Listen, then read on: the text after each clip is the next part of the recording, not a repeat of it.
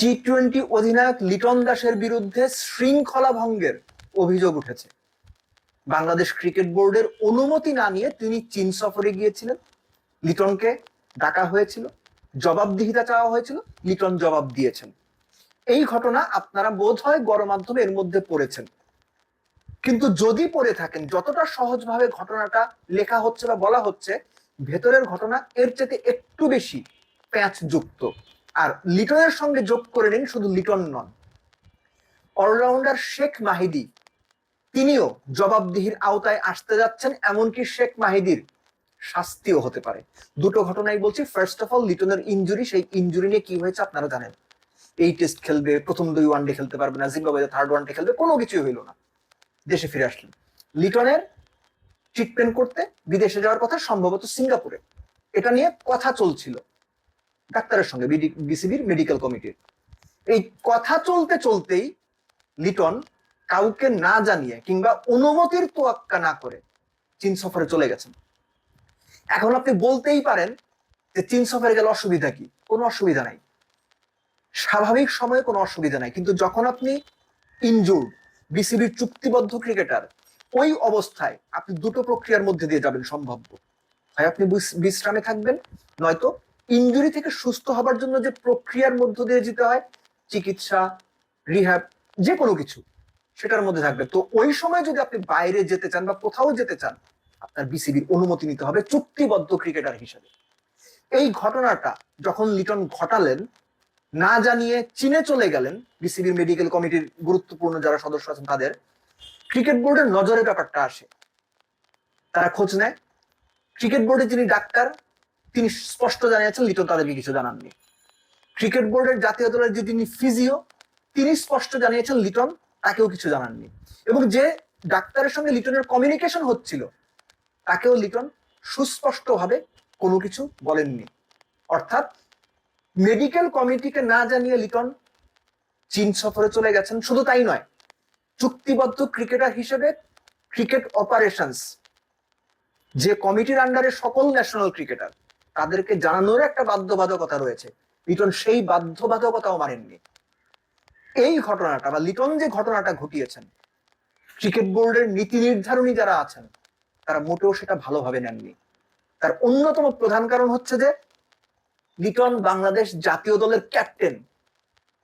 Captain যখন এই ধরনের শৃঙ্খলা ভঙ্গ করেন, এই ধরনের ঘটনা ঘটান, তখন সেটা পুরো ক্রিকেট সিস্টেমে, ক্রিকেটারদের কাছে একটা ভুল বার্তা দেয়। ক্যাপ্টেন শৃঙ্খলা ভঙ্গ করছেন, ক্যাপ্টেন চুক্তি মানছেন না। ক্রিকেট বোর্ড এটা অ্যালাউ করবে না, এবং অ্যালাউ করবে না বলেই লিটনকে জবাবদিহির আওতায় আনা হয়েছে। লিটনের প্রিভিয়াস এরকম কোনো ট্র্যাক রেকর্ড নাই। না থাকলেও ক্রিকেট বোর্ড এই ব্যাপারগুলো প্রিভিয়াস এক্সপিরিয়েন্স থেকে, কেননা এর আগে এরকম ঘটনা ঘটেছে, অনেক ক্রিকেটার ক্রিকেট বোর্ডকে না জানিয়ে বিভিন্ন কাজ করেছে। বর্তমান ক্রিকেট বোর্ড ওই ধরনের কোনো কিছু যেটা চুক্তির সঙ্গে সাংঘর্ষিক, যেটার জন্য অনুমতি নিতে হবে, সেটা এখন থেকে আর অ্যালাউ করবে না। এই ঘটনা যদি ভবিষ্যতের জন্য রেফারেন্স হিসেবে কাজ করেছে, ক্রিকেট বোর্ড অমুক অ্যালাউ করছে, কিছু বলে নাই, সেটা যেন না হয়, এই ক্রিকেট বোর্ড সেটা এনশিওর করতে চায়। যদি তারা করতে পারে, তাদেরকে অনেক বড় একটা ধন্যবাদ আমাদের দিতেই হবে। শেখ মাহিদির কথা বলছিলাম, আপনারা মনে করে দেখেন, শেখ মাহিদি অস্ট্রেলিয়া সিরিজের পরে অফিসিয়াল ব্রডকাস্টারের সামনে তিনি নিয়মিত সুযোগ পাচ্ছেন না, কেন সুযোগ পাচ্ছেন না তিনি জানি না, তিনি জানেন না বোলারদের তুলনায় ব্যাটসম্যানরা বেশি সুযোগ পাচ্ছে, তারপরে হচ্ছে তিনি বাংলাদেশের টি-20 সেরা বোলার, তার ইকোনমি সবচেয়ে কম, তারপরও নিয়মিত সুযোগ পাচ্ছেন না, এই টাইপের বেশ কিছু কথাবার্তা বলেছেন। ক্রিকেট বোর্ড এই ব্যাপারটায় প্রচন্ড রকম বিরক্ত হয়েছে, এবং একই সঙ্গে এই ব্যাপারটাকে তারা সিরিয়াসলি মার্ক করেছে। কারণ শেখ মাহিদি এই ঘটনা এবারই প্রথম ঘটান নাই। লিটনের এই ধরনের শৃঙ্খলা ভঙ্গের ঘটনা এবারই প্রথম, যে কারণে লিটনকে হয়তো আপনার মৌখিকভাবে সতর্ক করা হয়েছে বলে আমি যতটুকু জানি।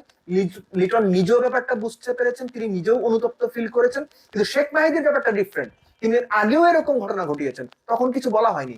এইবার বিসিবি তাকে জবাবদিহির আওতায় আনবে, কনফার্ম। এটা বিসিবির জবাবদিহির আওতায় শেখ মাহিদিকে আনবে, জবাবদিহি চাইবে, এবং শেখ মাহিদির জবাব যদি সন্তোষজনক না হয় ক্রিকেট বোর্ডের কাছে, শেখ মাহিদির শাস্তি হবে, এবং সেটা আর্থিক জরিমানা, বেশ বড় অঙ্কের আর্থিক জরিমানা। এখন আমি বলে দিতে পারি কত টাকা জরিমানা হইতে পারে সম্ভাব্য।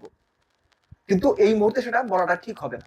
কিন্তু শেখ মাহিদি জবাবদিহির আওতায় আনতে যাচ্ছেন। মূলত যে বিষয়টা, যে শেখ মাহিদি বা লিটনের বিষয়, যেটা আমি একটু আগে বলছিলাম, যে বাংলাদেশ ক্রিকেট বোর্ড বা ক্রিকেট বোর্ডের বর্তমান কমিটি চুক্তিবদ্ধ ক্রিকেটারদের ক্ষেত্রে, শৃঙ্খলার ক্ষেত্রে কোন রকম ছাড় দিতে নারাজ। তার অন্যতম প্রধান কারণ, যখন কোন ক্রিকেটার দেখবে আরে মিরাজ ভাই তো এটা করে, শান্ত ভাই তো এটা করে, কিংবা লিটন দা তো এটা করে। আমি সিনিয়র তিনজনের কথা বললাম, তিন ক্যাপ্টেনের কথা বললাম এই কারণে, যে যখন এই ধরনের সিনিয়র টপ মোস্ট প্লেয়াররা শৃঙ্খলা ভঙ্গ করবেন, পার পেয়ে যাবেন, এটা জুনিয়রদের মধ্যে প্রভাবিত হতে পারে। জুনিয়ররা এই সমস্ত ঘটনা দেখে প্রভাবিত হতে পারেন। সো ওই মেসেজটা সব স্তরে পৌঁছে দেওয়া, যে শৃঙ্খলা ভঙ্গ করলে তুমি যদি ক্যাপ্টেনও হও, তোমার কোনো ছাড় নাই বাবা। সো অন্যদেরও সতর্ক করা, যে সাবধান, মাঠের পারফরমেন্স আপনি খারাপ করেন ভালো করেন সেটা একরকম, কিন্তু নিয়মের ক্ষেত্রে, শৃঙ্খলার ক্ষেত্রে, ডিসিপ্লিনের ক্ষেত্রে কোন রকম ছাড় দেওয়া হবে না। সো বিসিবি এই মেসেজটা বাংলাদেশের সব স্তরের ক্রিকেটারদের মধ্যে, স্পেসিফিক্যালি যারা চুক্তিবদ্ধ ক্রিকেটার আছেন তাদের কাছে পৌঁছে দিতে চাচ্ছে। এবং সত্যিকার অর্থেই ডিসিপ্লিন কিংবা শৃঙ্খলার জায়গাগুলো যদি দুর্বল হয়ে যায়, সেটা ড্রেসিং রুমে খুব বাজে ইম্প্যাক্ট ফেলে, বিভিন্ন জায়গায় এগুলো খুব নেতিবাচক প্রভাব ফেলে।